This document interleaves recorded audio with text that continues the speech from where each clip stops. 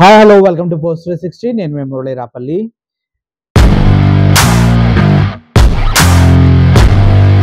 ఈరోజు ఆర్జీవి గారి కేసు హైకోర్టులో హియరింగ్కి వచ్చింది. దాంతోపాటు ఆ కేసును డీల్ చేస్తున్నటువంటి డాక్టర్ బాలా గారు కూడా ఆ కేసుకు సంబంధించి వాదించడానికి వెళ్ళడం జరిగింది.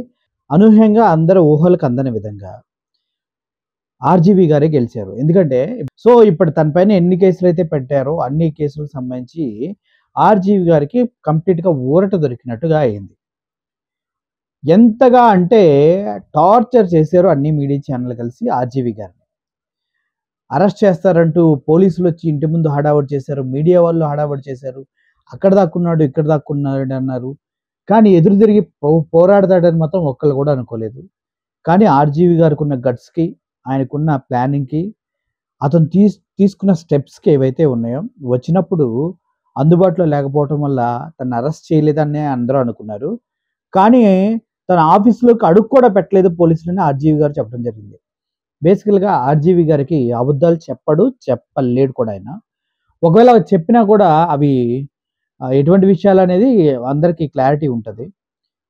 ఇప్పుడు ఆర్జీవి గారికి బెయిల్ మంజూరైంది. అన్ని కేసెస్ నుంచి ఊరట కలిగింది. అది కాకుండా ఆర్జీవి గారు ఈరోజు ట్విట్టర్లో చెప్పింది ఏంటంటే, ఏ టీవీ ఛానల్ అయితే అసత్య ప్రచారాన్ని చేశారో ఆ టీవీ ఛానల్స్ అన్నిటిపైన లీగల్గా ఫైట్ చేయడానికి సిద్ధపడుతున్నాను. మీకు సంబంధించిన వీడియోస్ అన్ని నేను తీసుకుంటున్నాను.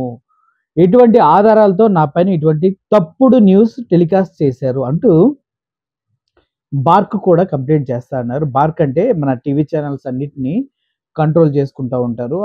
టీవీ ఛానల్కి సంబంధించిన ఏదైనా కూడా న్యూస్ బ్రాడ్కాస్టింగ్ అథారిటీ కూడా ఉంటుంది. దానికి కూడా వీళ్ళు అప్లై చేస్తుంటారు. ఎందుకంటే ఏ న్యూస్ టెలికాస్ట్ చేసినా కూడా దానికి సర్టెన్ రూల్స్ అనేవి ఉంటాయి. ఆ రూల్స్కి అతిక్రమించి అసత్య ప్రచారం చేశారనేసి ఆర్జీవి గారు అన్ని ఛానల్స్కి కాదు, ఆంధ్రజ్యోతి, మహాన్యూస్, టీవీ5కి మాత్రం సమన్లు పంపించి నాకు తెలిసి జగన్మోహన్ రెడ్డి గారు పరువు నష్ట దావా వేసినట్టు వేస్తారేమో, అంటే డిఫేమేషన్ కేసు ఏమైనా వేస్తారేమో అనేసి అనుకుంటూ ఉన్నాం. ఏదేమైనప్పటికీ ఆర్జీవి ఆయన ఎవరు టచ్ చేయలేరు.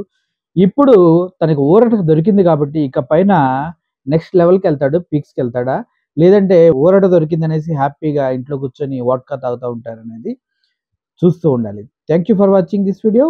Thank you so much. I'm Murali signing off.